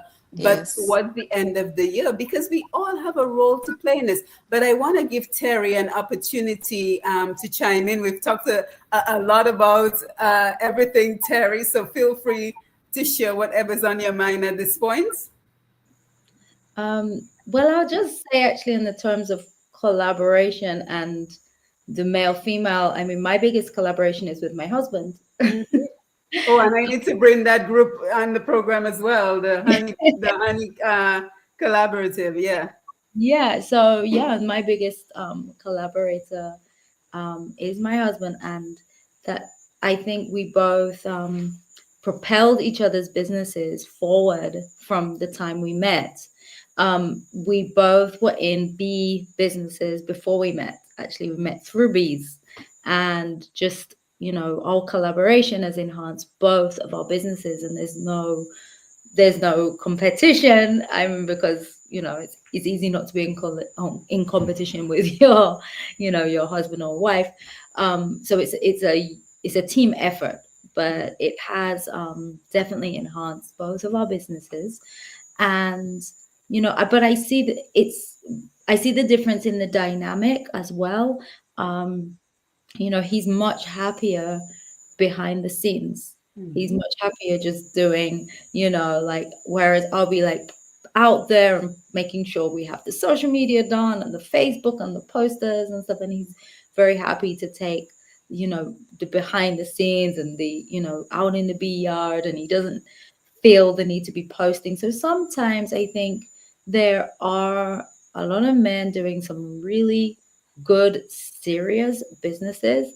It's just their focus isn't always on the social media and the making posts and making reels and stuff. It's just a different way. I mean, and even like putting on a display when you're at T Village and stuff. So I think the collaboration helps, if whether you're in a relationship or whether you just have friends with different skill sets, because not everybody is good at putting on displays. And so maybe they'll say, well, I'm not going to go out there, and then when you walk through and you're saying, oh, but all of these are women-owned businesses, but there's a lot of other men-owned businesses, but maybe they just don't feel like they want to put themselves out there in the same way. But there's a lot of dynamics in that. But yeah, generally, I feel that in business in Dominica, or maybe everywhere, the like I said before, it's like you have a balancing act. You have to create your brand. You have to be distinctive. You have to be unique. You have to push yourself forward. You have to sometimes put yourself out there and not wait for everybody to be holding your hand and patting you on the back and saying it's okay and doing things together. Sometimes you have to take some really bold steps, and it can be scary, and it can be vulnerable, and it can put you, at risk of people saying, oh, I don't like Mamzelle, she too pushy, or she too this, or but you have to do it for the fact of, only we know what's on our brain. Well, God knows what's in our hearts and in our minds, right? So I feel that if you really moving forward with a positive energy and a positive spirit, there will be people that look at you and just automatically don't like you, don't want to support your business, or just maybe they have a position where they can make things a little difficult for you, and that does happen. I'm not going to deny that does happen, but I think we just still have to walk in that positive spirit. Keep the energy high, keep your vibration high, not dwell too much on the negatives, and keep moving forward, because it is a challenge.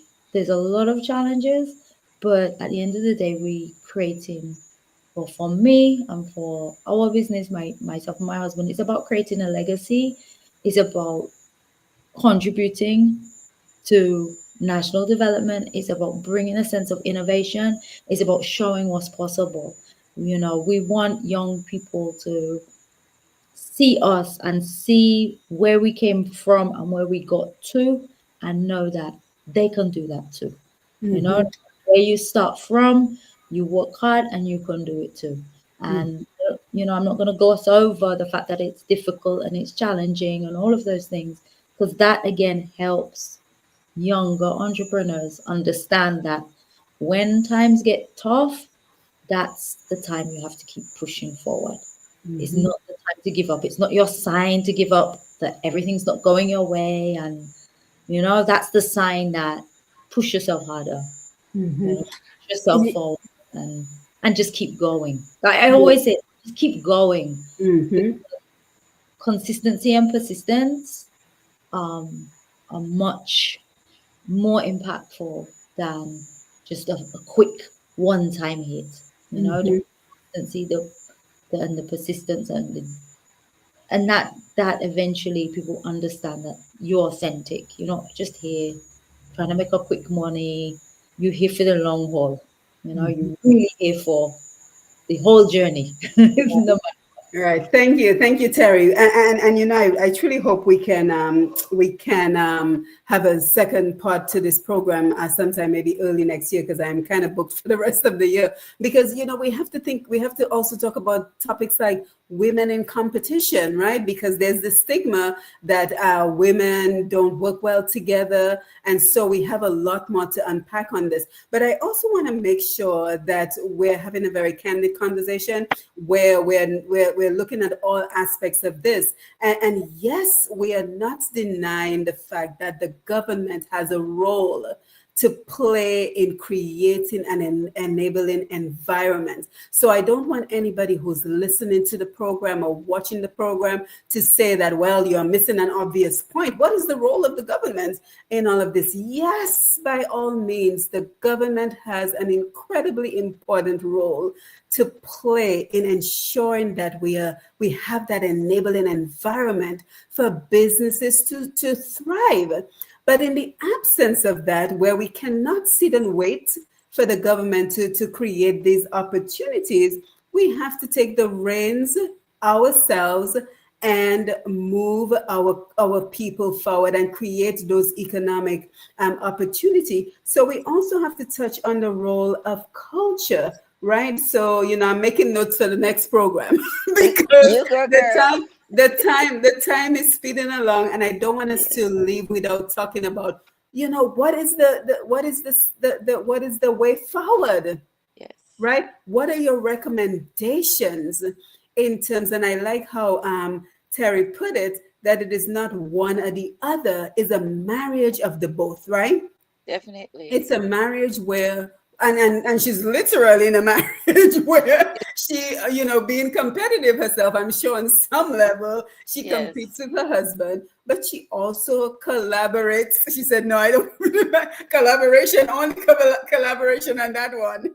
But the importance of being competitive, yet being able to collaborate. So I'm going to go around the table. Let's start with you on your recommendations. What would you recommend as a way forward so that we can see first competition as a positive thing, not necessarily a negative, but how do we encourage our businesses, our young people, our not so young people to see the opportunities that come when we choose to collaborate? So let me leave with this thought. We have to establish a marked difference between ambition versus competition. That is important. And I love the fact that Terry has alluded to it at some point, and I think Kathy has done the same thing. Where there's ambition, you will find that there will be a little bit of competition, but it also means in ambition, you can see ways where you can be innovative and collaborate. That's going to enhance the thing a lot more. And I will always say that when you have an idea, most times you cannot execute that idea by yourself. You understand? But what I think is sometimes we as human beings have to sometimes put aside our selfishness, and sorry if I'm being blunt about it, and realize that, Terry, you're going out of your way to share an idea with me. Let us see how we can make this idea work. Because 5 plus 5 is 10 plus 10 is 20 plus 20 is 40 plus 40 is 80. Rather than it's 5 plus 250 plus 250 plus 250. Right. You know what I'm saying? Right. Because two hands are always going to clap stronger than one. We know that. You can make an impact like this, but you're going to make a bigger impact like this. And that's why I always encourage like small businesses to have cooperatives. Develop cooperative. Because when you get a big order to send to Barbados, your products are not enough. And you're going to lose that because your products are not enough. But you, Jody, Kathy, James, Lester, and all of you guys are doing something together. Tell me who's going to lose? So the ambition sometimes have to propel the togetherness, the collaborativeness, the synergies that we want to make at all levels. And I will always commend Kathy for that effort back then. It was myself from a psychological point of view. It was Africa from what was she doing? She was doing the massages and things. It was Kathy, the life coaching.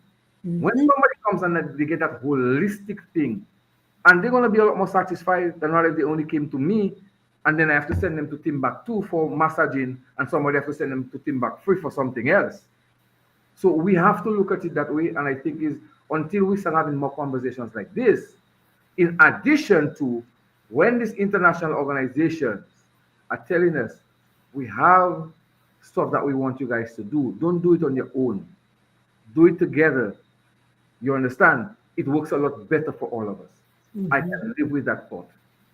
Simon, I can live. Yeah, yeah, like the caller said that the requirements was that you had to be in a cooperative. And the question we also have to ask is who's teaching our young people? We talked about the importance of classes on entrepreneurship, but when we see, and again, we have to open our eyes and stop chastising our young men, because it just breaks my heart every time I hear the criticisms of our young men. And I'm thinking to myself, well, who's guiding them?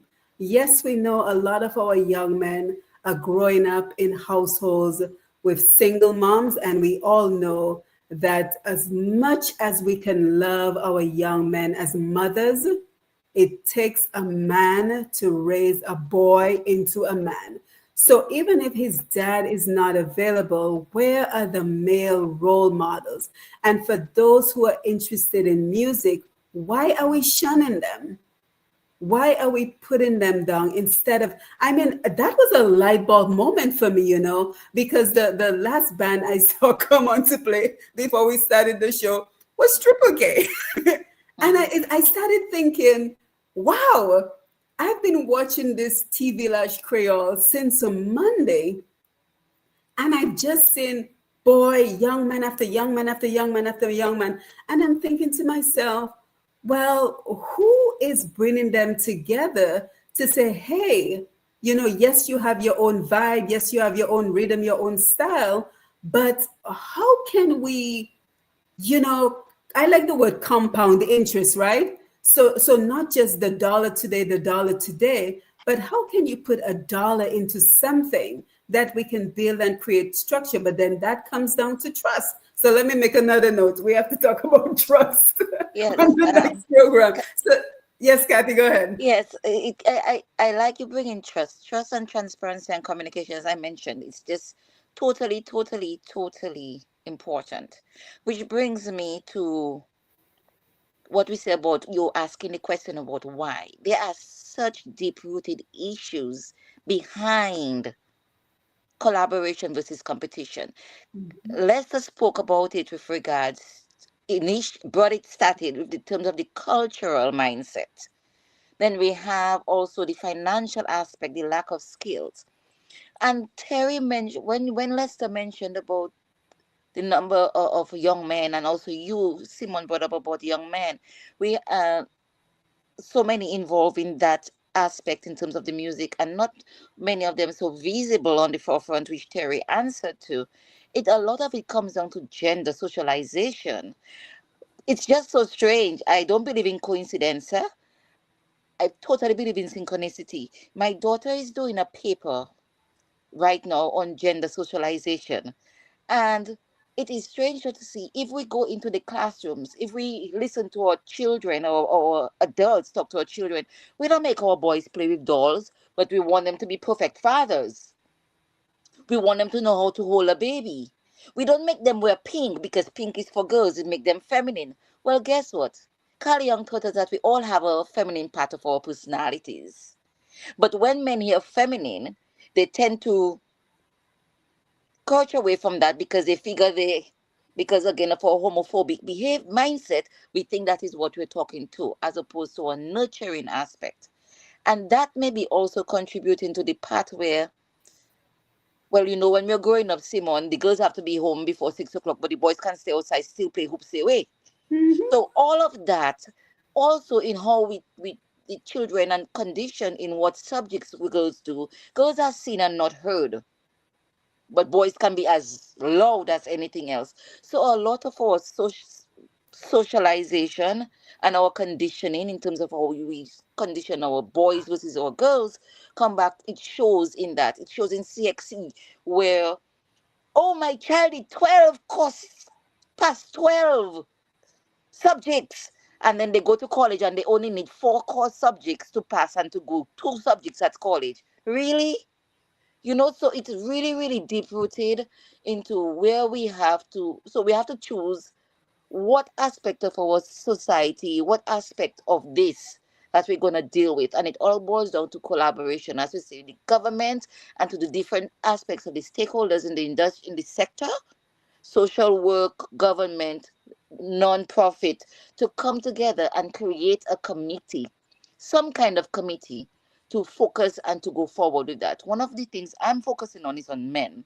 Let's say I'm going to call you pretty soon. You're on my Yeah, list. we need to do more to and have Yes, Lester on you have some been more on. because Lester, you have been on my list. So I am very passionate about men taking how we position our men, even in terms of their mental health and their mindset and stigma towards their health, and all of it is a collaborative effort. Everything is, as I love the word Terry used, in terms of not being it's not an isolation thing. Everything is a package. Everything is a jump set and it's a ripple effect. Okay, so thank you so much, guys, for accepting this discussion tonight. Was beyond the roof. It was worth your while having you here, Terry. I wish you all the best at your tea village as well. Lester, thank you again. You're awesome. Keep on doing what you're doing. And Simon, thank you so much for giving me that opportunity. And these things are so very, very close to my heart. So we have 9 more minutes to go, and I'm yeah, going we to have hand it time. over to you. Yes, definitely.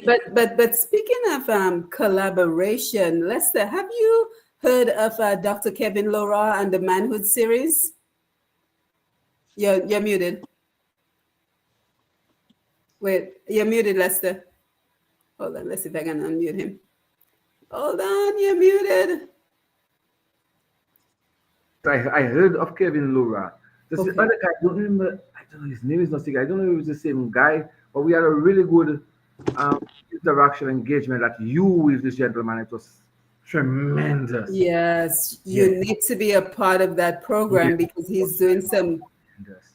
Yes, he's doing some really important work Yeah. on with the young men and mental health and just trying to break through because like we were talking about before the beginning of the program, there's a crisis of men in Dominica and unfortunately nobody's talking about it. Nobody's talking about it. The deaths on the roads from the motorcycle and other vehicle accidents, from suicides, from the gun violence, from losing a whole generation of our young men because you walk in Dominica and all you see a young man smoking marijuana, and like Franklin Moses says, what's happening now is that marijuana is being laced with other more powerful drugs. So a whole generation of our young men are now addicted to hard drugs, right? And so there is a crisis, but nobody's talking about it. So if you're interested, I can connect you with Dr. Laura, because I think you can be a part of that collaboration that is required to assist our young men. But Terry, as we come to you, I have a very important question for you, because now as a successful businesswoman, award-winning businesswoman, I am sure that others are interested in potential collaborations with you.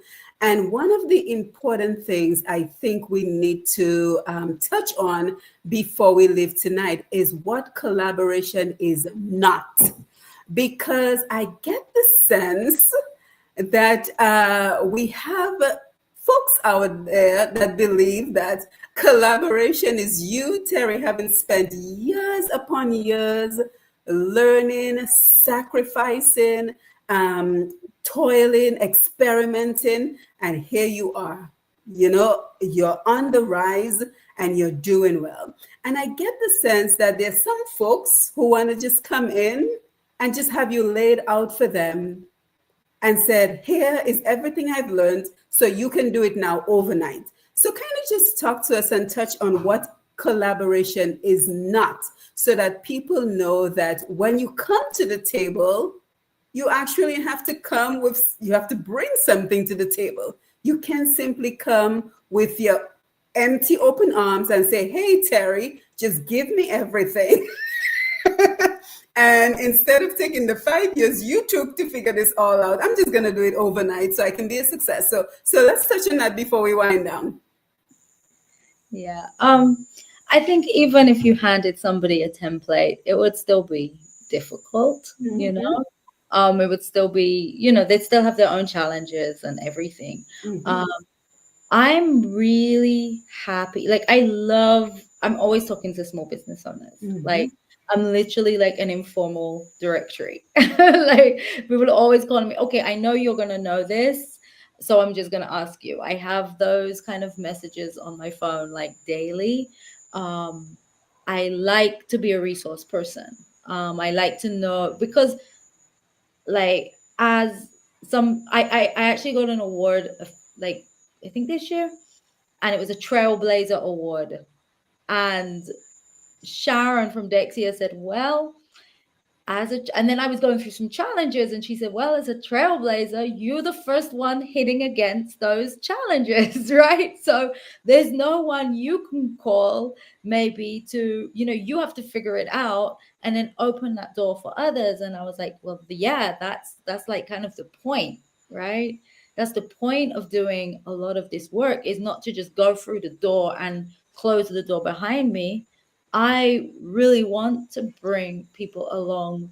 And I'm really happy to, like if somebody's going for a grant, there was a grant coming up, and I'm happy. I will give you my template. Like I have no problem with that. Like, here's what I did, because you can't, like, their business may be different. Their approach is going to be different, but they can see certain aspects of what works, right?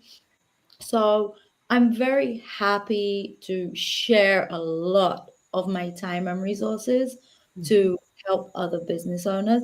Like you said, I mean, you don't want somebody just coming and trying to, hey, what's your formula? Like, can you tell me exactly how you did that from A, B, and C? No, obviously, there's a certain level of common sense and protecting your intellectual property. But in terms of like the general like work of creating a business is not easy, and I'm happy to collaborate in whatever way I can, and support in whatever way I can, because as well I'm not always the first one, to go through something, and I will also need to call on somebody that's been through the experience, that has more knowledge than me, and I would like to be met with the same welcome that I would give out. Like I said, what goes around comes around. So I really do believe in that. That you give out that positivity, and it will come around. Yeah. So I think that there's a lot of space. There's space for even more and more and more sharing and collaboration. Obviously, we're not gonna give everything out, but let's just try to help each other out a little more. If you've got a little bit of insight to, a shipping company, maybe, or something like that can help somebody else, it's not going to hurt you to share that. Yeah, and so I want to continue this conversation, because I think we have to slow and steadily chip away at that mindset, because when we hear how Terry speaks so beautifully about just being open, because gratitude is the great multiplier. If you're grateful, you're willing to share. I believe in karma. What the energy you put out into the world is the energy that is going to come back to you. So I really want to thank you, Terry and Lester, for being here. Again, we know it's the Creole season, so there are other places you can be. I know Terry is super busy during this season, so I want to thank you again for taking time out of your busy schedules to be here. So again, if you joined us late, we were talking about why so many of our businesses focus on walking in the spirit of scarcity rather than the spirit of abundance. And we were joined from Terry from Be Natural, as well as Lester from GL Psycho Support Services, as well as our co-executive producer and host, Mrs. Kathy Robinson-Sellen. Let's take a couple of last comments.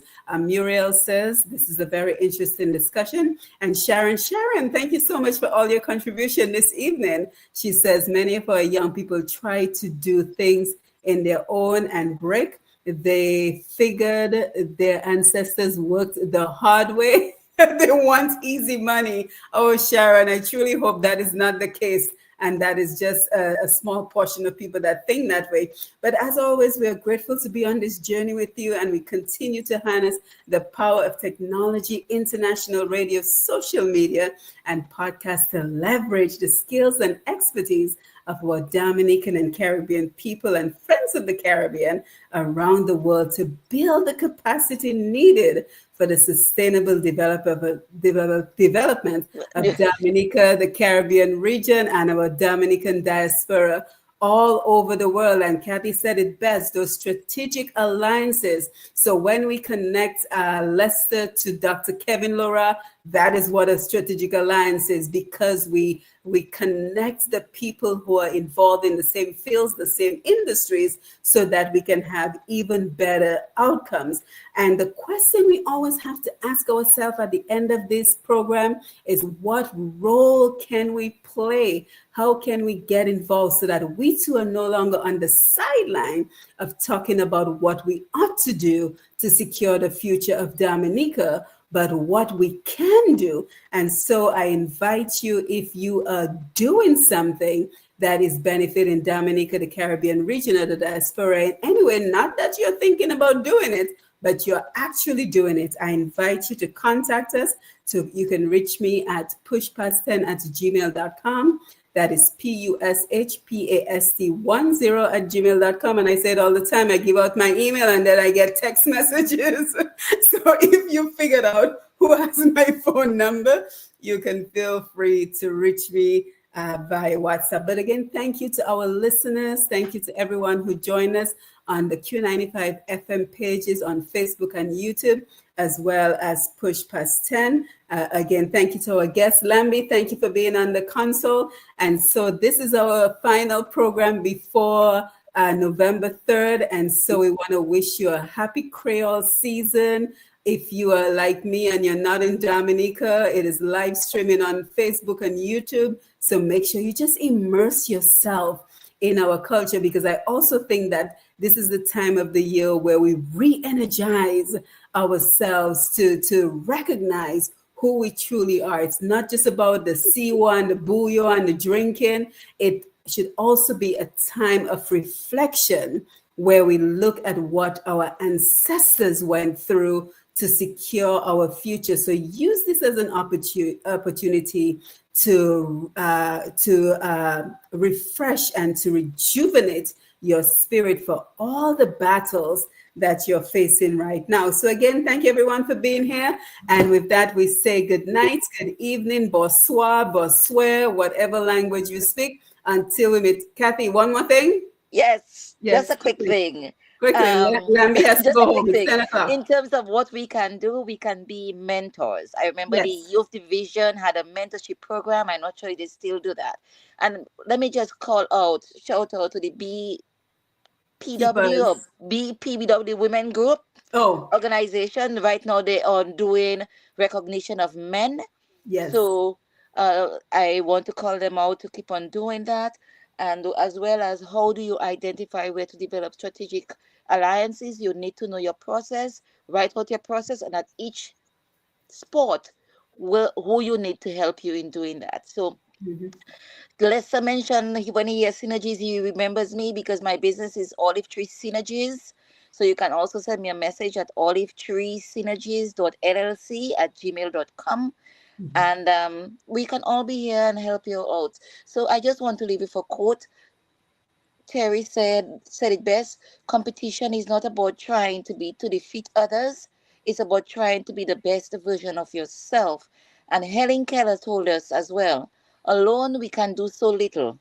Together we can do so much. Yes. Thank you again, and you'll have a great week. Enjoy the crab apps and everything. Yes. So guys, For those of us who are not there, and all the best. Have a good night and have a good week. Happy so this is the Independence. beginning of our series, and I hope that you will join us for future episodes. So guys, get some rest. Thank you for joining us, and we will see you on another program. Take care. Thank you, Lambi. Thank you. Good night. Have a good night. Good night. Bye-bye.